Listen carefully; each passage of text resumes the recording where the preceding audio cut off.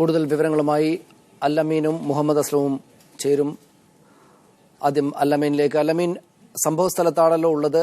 അവിടെ തെരച്ചിൽ ഒക്കെ പൂർത്തിയായോ? എല്ലാവരെയും ആശുപത്രിയിൽ എത്തിക്കാനായിട്ടുണ്ടോ ഇതിനകം? സനീഷ്, സംഭവ സ്ഥലത്ത് മറ്റ് പരിശോധനാ നടപടികളെല്ലാം തന്നെ പൂർത്തിയായിരിക്കുകയാണ്.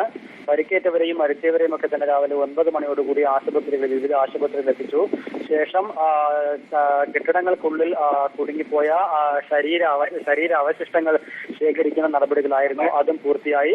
ഇപ്പോൾ സർക്കാർ ജുഡീഷ്യൽ അന്വേഷണം പ്രഖ്യാപിച്ചതിന് പിന്നാലെ ക്രൈംബ്രാഞ്ചിന്റെ ഉദ്യോഗസ്ഥർ ഇവിടെ എത്തി സാധന സാമഗ്രികൾ ശേഖരിച്ച് മടങ്ങി. നാളെ മുതൽ ഇതിന്റെ അന്വേഷണം പൂർണ്ണാർത്ഥത്തിലേക്ക് അല്ലെങ്കിൽ ആ രീതിയിലേക്ക് അന്വേഷണം വ്യാപിക്കും. മറ്റു രീതിയിലുള്ള നാശനഷ്ടങ്ങളും മറ്റ് കണക്കുകളും ഒക്കെ തന്നെ ആ രീതിയിലുള്ള അന്വേഷണവും നടപടികളും ഒക്കെ തന്നെ നാളെയായിരിക്കും പ്രധാനമായും നടക്കുക. ഇന്ന് പരിക്കേറ്റവരെ പ്രധാനമായും ആശുപത്രികളിൽ എത്തിക്കുക, അവർക്ക് ചികിത്സ ലഭ്യമാക്കുക എന്നതിലൂന്നിയുള്ള പ്രവർത്തനങ്ങളായിരുന്നു പുരോഗമിച്ചത്. ഏതാണ്ട് ഇവിടെ നിന്ന് ആളുകളെല്ലാം ഇപ്പോൾ ഒഴിഞ്ഞു തുടങ്ങിയിരിക്കുന്നു, പിരിഞ്ഞു പോയിക്കൊണ്ടിരിക്കുകയാണ്. ഇന്നലെ ഏതാണ്ട് ഈ സമയത്തോടു കൂടി തന്നെയാണ് ആ ആഘോഷ പരിപാടികൾ ആരംഭിച്ചത്. ഇന്ന് പുലർച്ചെ അത് നാടിന് നടുക്കിയ ദാരുണമായ ഒരു ദുരന്തത്തിലേക്ക് എത്തിച്ചേരുകയും ചെയ്തു.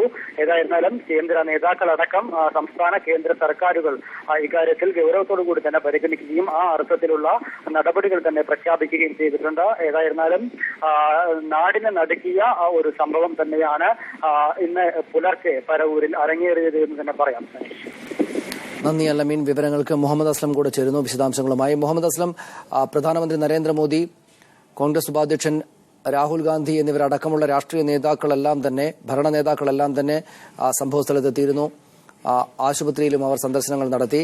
ഏത് തരത്തിലുള്ള തുടർ നടപടികൾക്കാണ് രാഷ്ട്രീയ ഭരണ നേതൃത്വങ്ങൾ ആലോചിക്കുന്നത്? തുടർ നടപടികൾ ഏതൊക്കെ വിധത്തിലുള്ളതായിരിക്കും?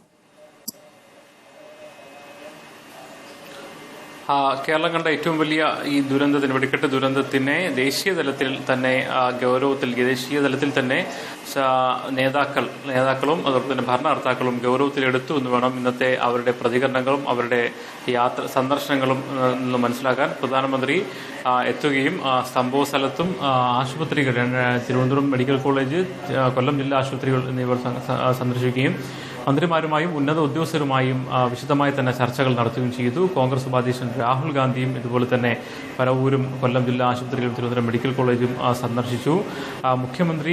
മന്ത്രിമാർ രാവിലെ തന്നെ ആരോഗ്യമന്ത്രി, റവന്യൂ മന്ത്രി ഉൾപ്പെടെയുള്ള രാവിലെ മുതൽ തന്നെ ഉണ്ടായിരുന്നു.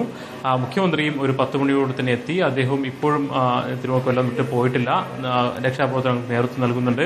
അടിയന്തര മന്ത്രിസഭാ യോഗവും കൊല്ലത്ത് തന്നെ കൊല്ലം ആശ്രമം ഗസ്റ്റ് ഹൌസിൽ ചേർന്ന് അടിയന്തര നടപടികൾ സ്വീകരിച്ചു.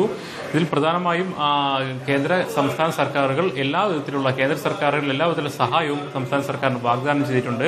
2 തരത്തിലും സഹായം എന്ന നിലയിലും അതോടൊപ്പം തന്നെ അന്വേഷണം ബന്ധപ്പെട്ടും എല്ലാ സഹായങ്ങളും വാഗ്ദാനം ചെയ്തിട്ടുണ്ട്. സംസ്ഥാന സർക്കാരിന്റെ ഭാഗത്ത് നിന്ന് 2 അന്വേഷണങ്ങളാണ് കൃത്യമായി നടക്കുന്ന. ഒന്ന്, അതിന്റെ ക്രിമിനൽ ഭാഗത്തെക്കുറിച്ച് അല്ലെങ്കിൽ ക്രിമിനൽ കേസ് എന്ന നിലയിൽ പോലീസ് സ്റ്റേഷനിൽ, പറവൂർ സ്റ്റേഷനിൽ രജിസ്റ്റർ ചെയ്ത കേസ് ക്രൈംബ്രാഞ്ച് അന്വേഷണം ഏറ്റെടുത്തിട്ടുണ്ട്. ADGP ക്രൈംബ്രാഞ്ചിന്റെ തലവൻ അനന്ത്കുമാർ തന്നെയാണ് അന്വേഷിക്കുന്നത്. അദ്ദേഹം അതിന്റെ പ്രാരംഭിക നടപടികൾ, അവിടെ നിന്നുള്ള വസ്തുക്കൾ ശേഖരിക്കുന്ന ഉൾപ്പെടെയുള്ള പ്രാരംഭിക നടപടികൾ സംഘം തുടങ്ങിയിട്ടുണ്ട്. ഒരുപക്ഷെ നാളെ വളരെ നിർണായകമായ ചില അറസ്റ്റുകൾ നടന്നേക്കുമെന്ന സൂചനകളും നമുക്ക് ഇപ്പോൾ ലഭിക്കുന്നുണ്ട്, ക്രൈംബ്രാഞ്ച് സംഘത്തിൽ നിന്നും ലഭിക്കുന്നുണ്ട്. ഒരുപക്ഷെ നാളെ ഇതിന്റെ കൃത്യമായ അല്ലെങ്കിൽ അതിന്റെ ആദ്യഘട്ടം എന്നതിലുള്ള വളരെ നിർണായകമായ അറസ്റ്റുകൾ നടക്കുകയും അങ്ങനെ അന്വേഷണം ഗൗരവത്തിൽ തന്നെ എടുക്കണമെന്നുള്ള അല്ലെങ്കിൽ എടുക്കുന്ന സൂചന പോലീസ് വൃത്തങ്ങളിലും നമുക്ക് ലഭിക്കുന്നുണ്ട്.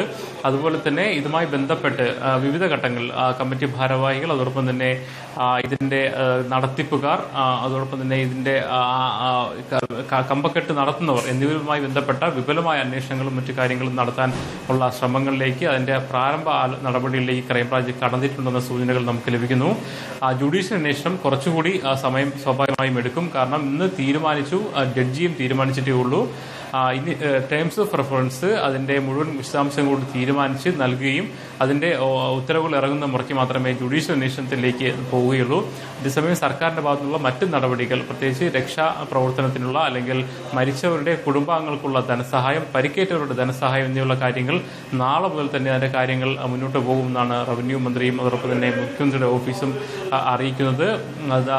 പരിക്കേറ്റവരെ ചികിത്സിക്കുന്നതിന് ആവശ്യമായ പ്രത്യേക സൗകര്യങ്ങൾ നടക്കുന്നുണ്ട്. പ്രധാനമന്ത്രിയോടൊപ്പം എത്തിയ മെഡിക്കൽ സംഘം കൊല്ലത്ത് തന്നെ തങ്ങുന്നുണ്ട്. കൊല്ലത്തും തിരുവനന്തപുരത്തുമായി തങ്ങുന്നുണ്ട്. അവർ പരിക്കേറ്റ എല്ലാവരെയും വിവരങ്ങൾക്ക്